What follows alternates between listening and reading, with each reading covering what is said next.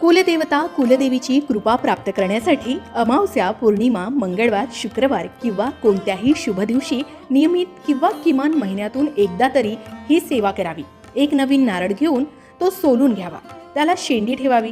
देवासमोर पाटावर किंवा चौरंगावर हा नारळ ठेवावा. त्या नारळावर कापराच्या छोट्या वड्या ठेवाव्या. एकानंतर एक सलग जाळाव्या. यावेळी ओम चैतन्य कुलदेवता कुलदेवी जागृत जागृत जागृत स्वाहा हा मंत्र म्हणावा. साधारण 5-10 मिनिटे हा जप करावा आणि तोपर्यंत कापूर जळत राहावा याची काळजी घ्यावी.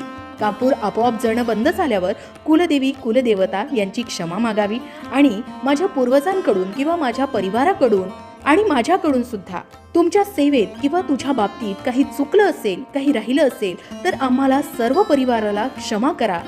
आमचं बोट पकडून आम्हाला उन्नती प्रगतीच्या मार्गावर घेऊन जा अशी प्रार्थना करा.